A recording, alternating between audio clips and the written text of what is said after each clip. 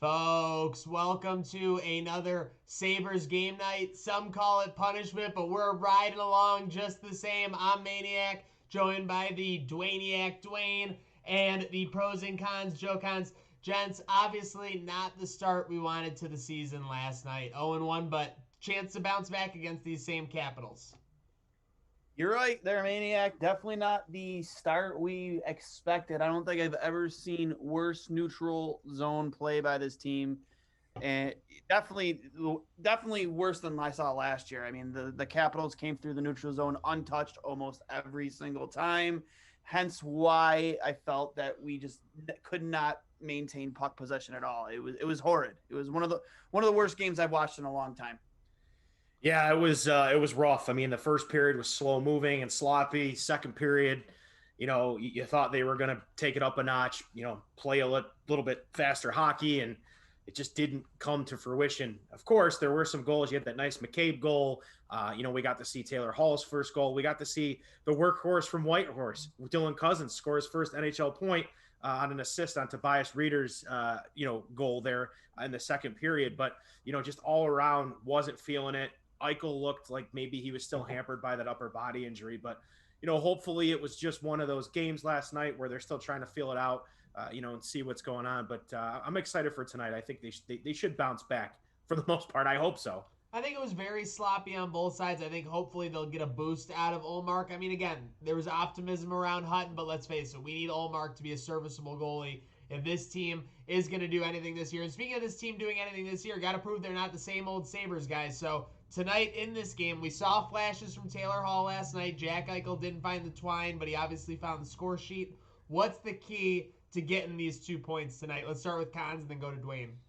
Yeah, so I think you saw it last night. We saw flashes of just brilliance from Eichel and Hall, and the Thompson, Eichel, and Hall line.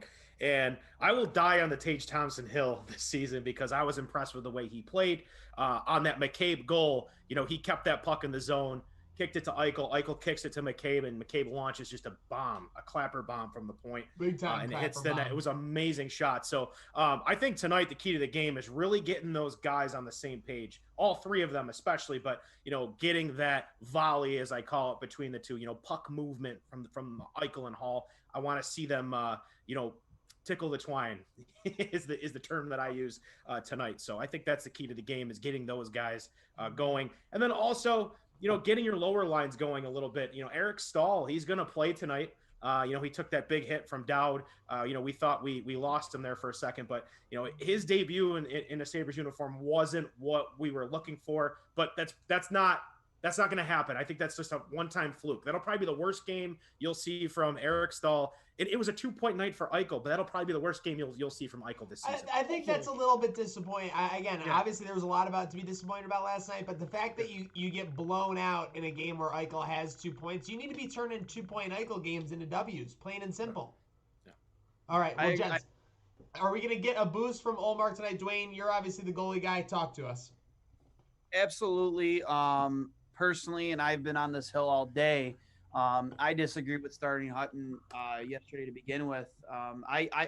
I'll never agree with this coaching mindset. I think coaches overthink it that, in back-to-backs, you have to play both your goalies. I mean, that's not the case. Martin Brodeur used to play like 75 games a season. That's not an exaggeration. Grant Fuhr once played nearly 80 games, almost an entire – I think he's felt two starts full of an entire season. And that's like, back like decades ago. Hasek used to play 65 games a season. Same thing with Ryan Miller. There is no reason in a shortened season after a 9-month layoff that your starting goalie, your number one, can't start off with a back-to-back against the team that you are realistically going to be fighting for that last, maybe third or last playoff spot, third and fourth place.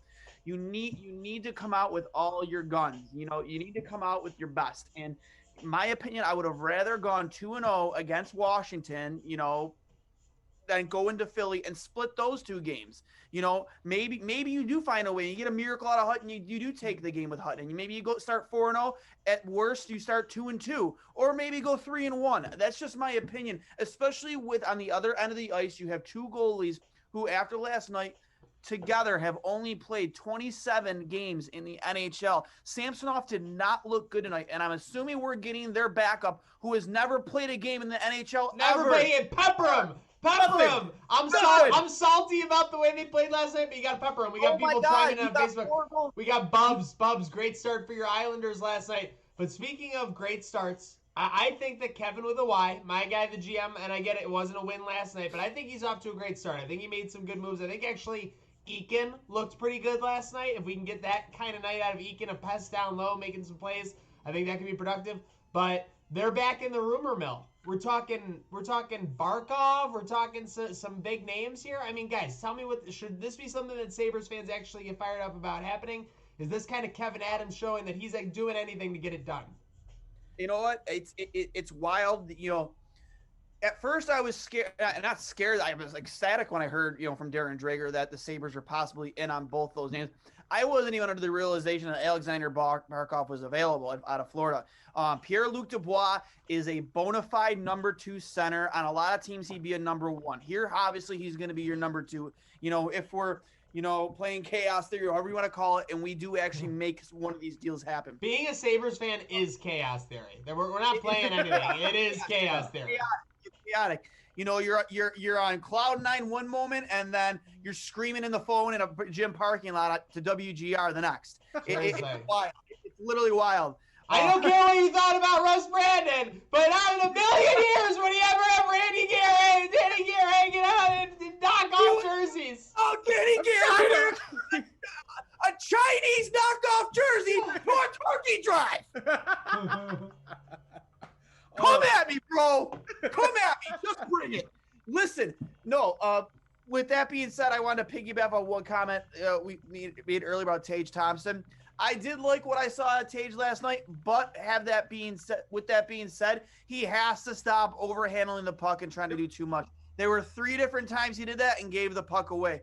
Dude, your job there is to protect the 2 big dogs on that line and bury it when Heichel feeds it to you. That's your job.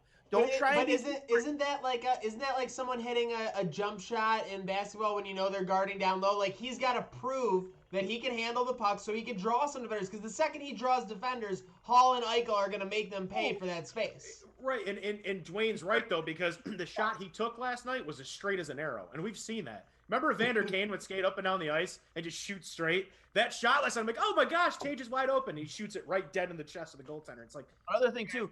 Yeah. Don't always shoot to score. As a goalie, I always say this. You don't always have to shoot to score. If you're in a situation where you're coming in wide and you have no options, shoot far pad, shoot for the rebound. Mm-hmm. Especially on a goalie whose probably nerves are all over the place right now, getting ready to make his NHL debut. I agree. He did not look comfortable. That was the most frustrating thing about yesterday. Anytime they put the puck on net, he did not look comfortable. And this kid's going to make his NHL debut. Get pucks on him. Shoot low into the pads if there's no other option there. Get in his face. Get in his grill. Get bodies around him. Make him feel uncomfortable. This is going to be this first kid's NHL start. Let's make it chaotic for him. Like that just makes too much sense to me. Mm-hmm. Speaking of chaos theory, Sabres fans getting in all the action, make sure you're following at 2Goalies1 Mike. Make sure you're following Trainwreck Sports, both with big giveaways tonight. Before we wrap it up and get the predictions going, Dwayne, talk about this giveaway we got popping up, because it's not Buffalo, it's welcome to Pominville. Listen, yeah. Well, we're going to announce the winner of the Jason Pominville autograph photo during the 3rd period today. Just because I haven't quite decided who's going to win it. It's down to 2 people. I mean, if you want to get your last-second submissions in, just go to my handle. Go ahead. But I think I know who's going to win. Secondly, we're going to announce one really big giveaway just to keep with the spirit of the One Buffalo moniker, keeping with the spirit of what's to come tomorrow. Bills, Ravens. Can I get a drum roll? It'll be a drum roll. Let's hear a drum roll. Going to give away a Josh Allen. Guys, Josh Allen jersey. All you have to do, follow at 2Goalies1 Mike. Follow at Trainwreck Sports. Retweet, tag 3 friends, and this jersey could be yours. That's how hot Josh Allen is. Our giveaway over at Trainwreck Sports also involving the 17 hat, Zuba's glasses. You gotta feel good, you gotta look good, you gotta play good. Let's go. get over there and get entered. It's giveaway season over at Trainer Sports. And hopefully it's not giveaway season like it was for Eric Stahl last night, because 4-3, I was feeling pretty optimistic early in that third period after we got that goal. I was messaging people, not your same old Sabres. Then, of course, he gives it away. With that said, I am glad he's back in the lineup today. I think we need his presence. I think that he is a veteran. He wants to go out there and do well. Yeah, he tried for a saucer pass last night and he missed it. It happens. It's not the end of the world. We need him for 50 plus. Get what? You know what, though? And, I hate it because, that's not on Hutton. But I think that's the difference between a guy like, not dramatic difference. Like, there's a huge difference between Ullmark and Hutton. Because, there is definitely a big difference. But that in those situations where you do make a mistake, that's the difference between other teams and us right now, and not because you would want your goalie, if you screw up there, to come up with a save for you, bail you out. There were 2 different times last night where we scored to gain momentum back, and 30 seconds later they come back down and score on us, completely stripping us of that momentum. That can't happen. That can't happen once in a game, let alone twice. It's very rare you see that happen twice in a game. You need your goalie to be on top of his game. Linus Ullmark we need a W here, because in a shortened season, you got to come out of the gate hot here. You got to come. I would say you got to win at least the first 7 out of 10 games here to really establish yourself in this tough division. 0-2 is basically 0-3 this year. That's actually a mathematical direct comparable for sure. All right, so with that said, Kanzi, what's the prediction for tonight?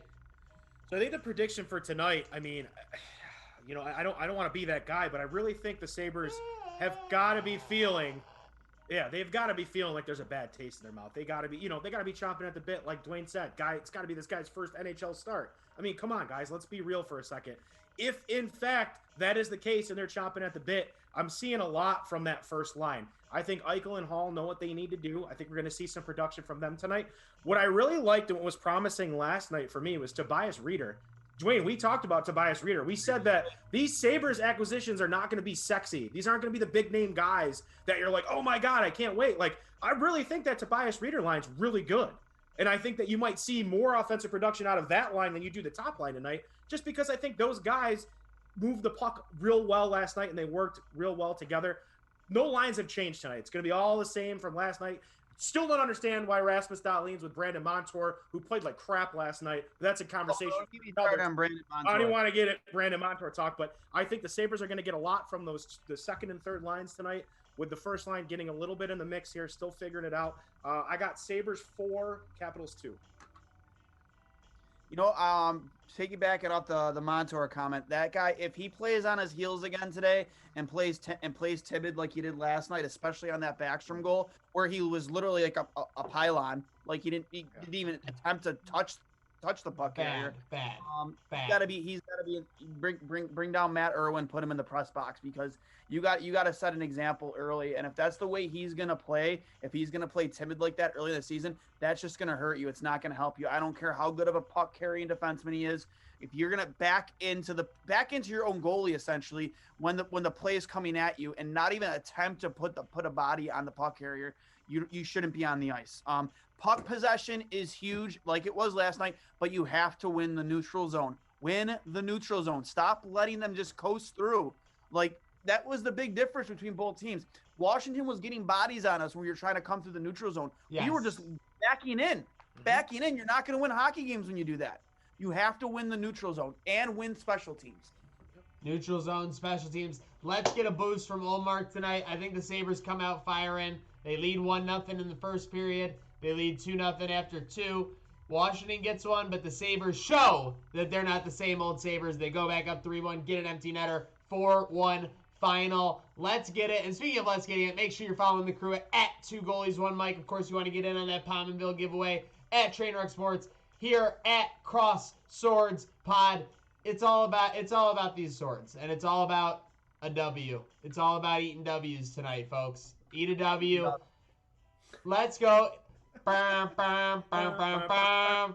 Let's go, Buffalo. Let's go, Sabres. Let's go, Buffalo.